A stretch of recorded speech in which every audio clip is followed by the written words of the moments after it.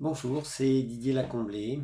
Aujourd'hui, une vidéo pour vous raconter une petite histoire, puis peut-être vous donner un outil assez simple. Je l'appelle le petit caillou, vous allez comprendre pourquoi.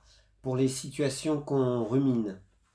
Alors, ceux qui me connaissent savent que j'ai une activité d'infirmier libéral. Et ce matin, j'ai un client qui me dit oh là là, je sais pas, j'ai des hémorroïdes, ça me fait vraiment mal, le médecin m'a donné un traitement, mais là ça recommence. En tant qu'infirmier, j'ai dit au patient effectivement de rappeler son médecin par rapport à ça, mais je me plais à ajouter des petites choses comme ça, essayer de sensibiliser les gens à autre chose que le traitement. Et je lui dis, mais en fait, les gens qui ont des hémorroïdes qui persistent, c'est souvent des gens qui ruminent quelque chose et qui est lié souvent à de la colère.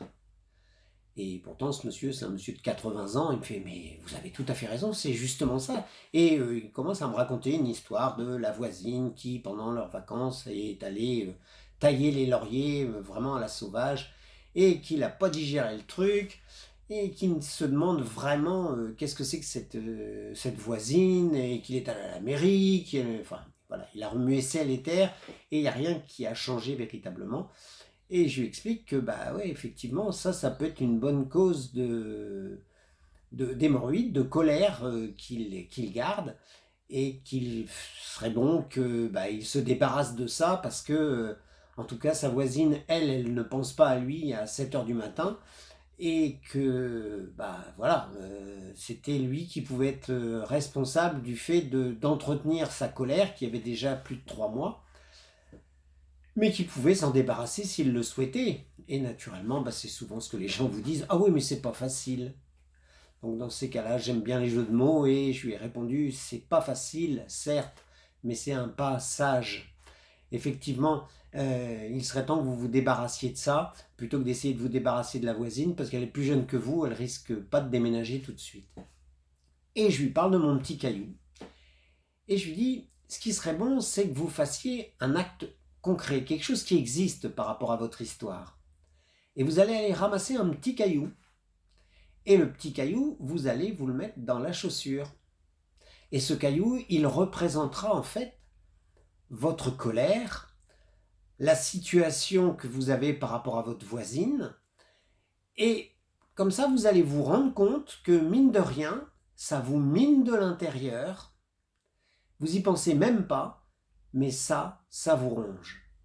Alors que si vous avez un petit caillou dans la chaussure, vous allez vous rendre compte qu'effectivement, rapidement, vous allez vous rendre compte que ça fait mal.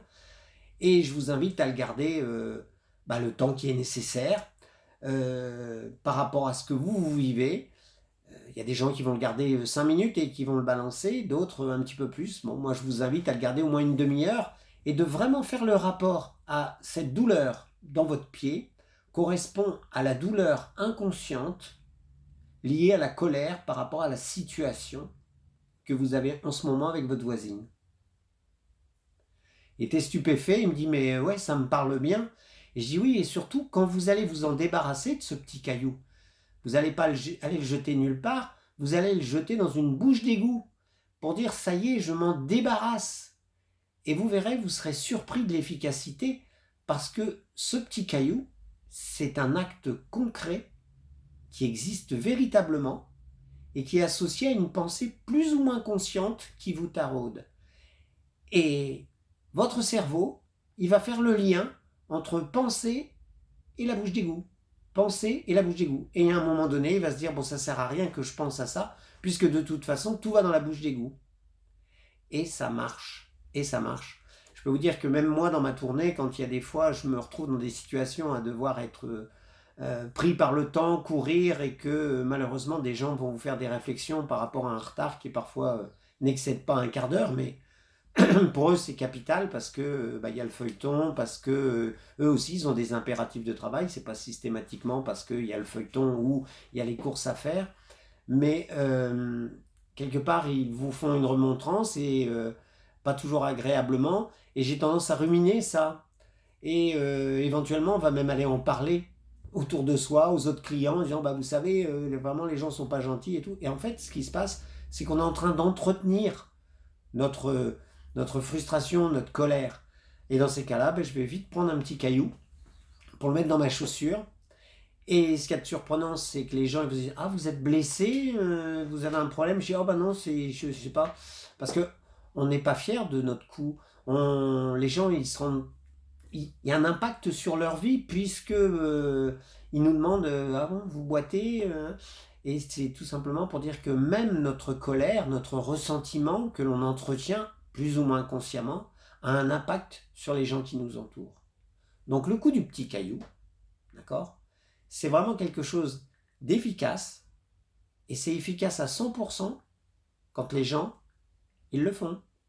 Et ça appartient aux gens. Je ne vous force pas, je vous invite simplement à un jour faire l'expérience du petit caillou et de la bouche d'égout.